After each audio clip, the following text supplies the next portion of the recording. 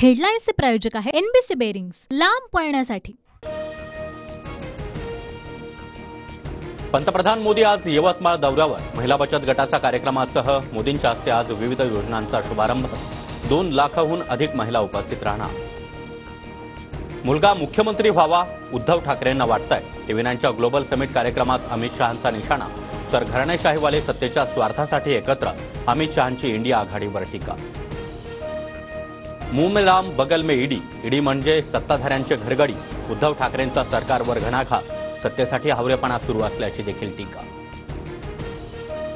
मनोज जरांगे यांच्या विरोधामध्ये सांताक्रूज पोलीस स्थानकामध्ये गुन्हा दाखल। फडणवीसांसंदर्भात खालच्या भाषेमध्ये टीका केल्यानं कारवाई। अर्थसंकल्पीय अधिवेशनाच्या दुसऱ्या दिवशी जरांगेंना जबर धक्का। आंदोलनाची एसआयटी चौकशी होणार। सत्ताधाऱ्यांच्या आक्रमक मागणीनंतर विधानसभा अध्यक्षांचे आदेश। आई बहिणीवरून अपशब्द वापरले असतील तर दिलगिरी व्यक्त करतो, शब्द मागे घेतो। जरांगेंनी मागितली शिंदे आणि फडणवीसांची माफी।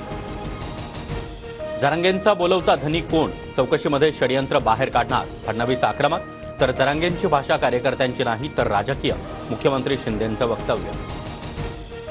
उपमुख्यमंत्र्यांचे आरोप पोरकट। जरांगेंना फोन केला हे सिद्ध झालं तर वाटेल ते मान्य करेल। पवारांनी आरोप फेटाळले, तर चौकशी करा, कर नाही त्याला डर कशाला? पवारांचं प्रत्युत्तर।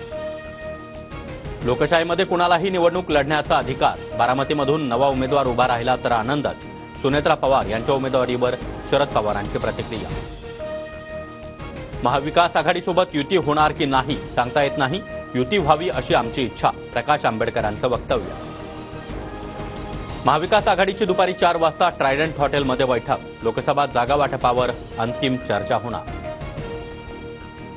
पुण्याच्या मंचरमध्ये आज अजित पवारांची सभा। कृषी उत्पन्न बाजार समितीमध्ये दुपारी 2 वाजता सभा होणार।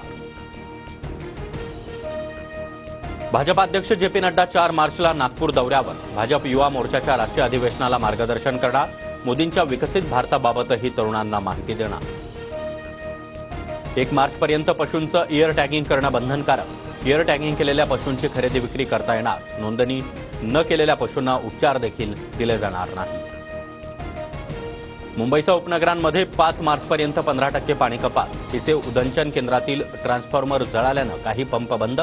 दुरुस्तीसाठी 5 मार्चपर्यंत वेळ लागणार। अकोल्यातील महानगरपालिकेच्या शाळेतील विद्यार्थ्यांना पोषण आहारातून विषबाधा।